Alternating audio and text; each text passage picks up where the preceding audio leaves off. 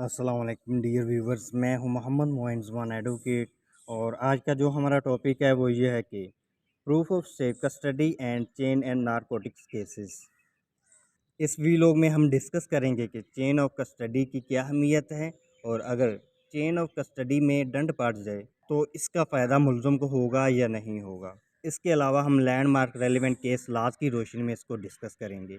First of all ہم اس کی grounds پر بات کر لیتے ہیں۔ منشیات کے کیسز میں پولیس جب منشیات کو تحویل میں لیتی ہے تو پولیس سیف کسٹڈی اور سیف ٹرانسمیشن اور سیمپلز شامل ہونے چاہیے، جو لا انفورسمنٹ آفیسر کے ذریعے ضبطی سے شروع ہوتی ہے۔ اس کے بعد ضبط شدہ منشیات کے سیمپل کو الگ کرنا، ذخیرہ کرنا اور اکارڈنگ ٹو لا لیبارٹری کے لیے سائنس لیبارٹری کو بھیجا جاتا ہے۔ چین آف کسٹڈی ہمیشہ ٹرانسپیرنٹ، ان کمپرومائز، سیف، سیکیور اور ان بریک ہونی چاہیے۔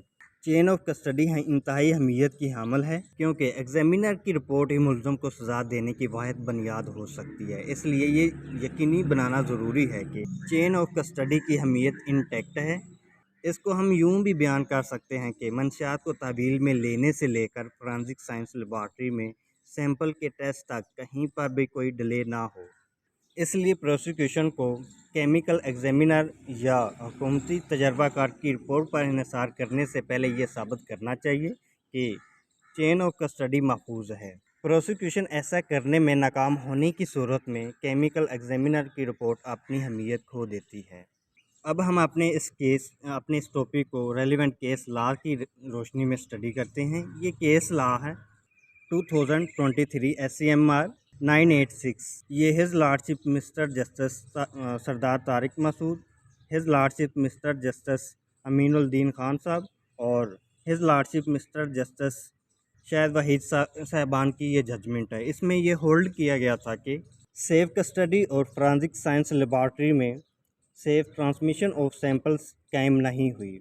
اس کیس میں نہ تو سیف کسٹڈی اور نہ ہی سیلڈ سیمپل کے پارسل کی متعلقہ فورینسک سائنس لیبارٹری کو سیف کسٹڈی پروسیکیوشن نے قائم کی تھی، کیونکہ نہ تو محرر اور نہ ہی کانسٹیبل جس نے سیمپل پارسلز متعلقہ لیبارٹری میں جمع کروائے تھے۔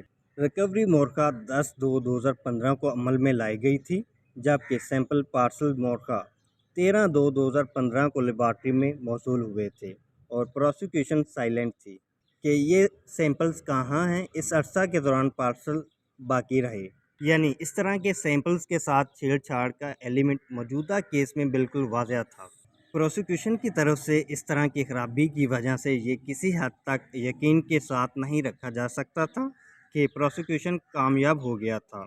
کسی بھی معقول شک سے بالاتر ملزم کے خلاف مقدمہ بنانا، اپیل کی اجازت دی گئی اور ملزم کو الزام سے ایکوٹ کر دیا گیا۔ ایک اور کیس لا ہے 2023 SCMR 139۔ ہز لارڈشپ مسٹر جسٹس سردار طارق مسعود اور ہز لارڈشپ مسٹر جسٹس امین الدین خان اور ہز لارڈشپ مسٹر جسٹس محمد علی مظہر صاحبان کی یہ ججمنٹ ہے۔ اس میں یہ ہولڈ کیا گیا تھا کہ کیمیکل ایگزامینر کے آفس میں سیف کسٹڈی اور سیمپلز اور پارسل کی ترسیل قائم نہیں ہوئی۔ ریکوری مورخہ 18/2/2013 کو عمل میں لائی گئی تھی، اور نمونے کے پارسلز مورخہ 20/12/2013 کو ایک پولیس اہلکار کے ذریعے کیمیکل ایگزامینر کے آفس میں موصول ہوئے تھے، لیکن مذکورہ اہلکار کبھی بھی عدالت میں پیش نہیں کیا گیا۔ مالکانہ کے محرر کو بھی اس بات کی تصدیق کے لیے پیش نہیں کیا گیا کہ اس نے مورخہ 18/12/2013 سے 20/12/2013 تک مالکانہ میں سیمپل کی پارسل کو سیف کسٹڈی میں رکھا۔ سیمپل پارسلز کہاں اور کس کی کسٹڈی میں رہا، اس وقت کے دوران یہ ایک لا کی نظر میں ایک ڈنڈ تھا۔ اس لیے پروسیکیوشن کی طرف سے سیمپل اور پارسل کی سیف کسٹڈی اور سیف ٹرانسمیشن سیف نہیں کی گئی تھی۔ اس لیے پروسیکیوشن کی طرف سے اس طرح کی خرابی خود ملزم کو ڈاؤٹ کا فائدہ دینے کے لیے کافی تھی۔ مزید برآں ریکارڈ پر ایسا کوئی براہ راست ثبوت دستیاب نہیں تھا جس سے یہ ظاہر ہو سکے کہ ملزم کو گاڑی میں بڑے سامان میں منشیات کی موجودگی کا خصوصی علم تھا۔ ملزم کا جوڈیشل کنفیشن ایک تحذیری کنفیشن تھا۔ منشیات کی پوزیشن ملزم کے طور پر قائم نہیں کیا گیا تھا۔ لہذا اس طرح کے تعزیری سٹیٹمنٹ یا کنفیشن پر اس طرح کی سزا سسٹینیبل نہیں تھی۔ اپیل الاؤ کی گئی اور ملزم کو الزام سے ایکویٹ کر دیا گیا۔ ڈیئر ویورز، اس ساری ڈسکشن سے یہ ثابت ہوتا ہے کہ اگر چین آف کسٹڈی محفوظ نہیں ہے یا اس میں کوئی ڈنٹ پڑ گیا ہے تو اس کا فائدہ الٹیمیٹلی ملزم کو ہوگا۔ اور ویڈیو کو اینڈ تک دیکھنے کا بے حد شکریہ۔ اپنا خیال رکھیے گا۔ اللہ حافظ۔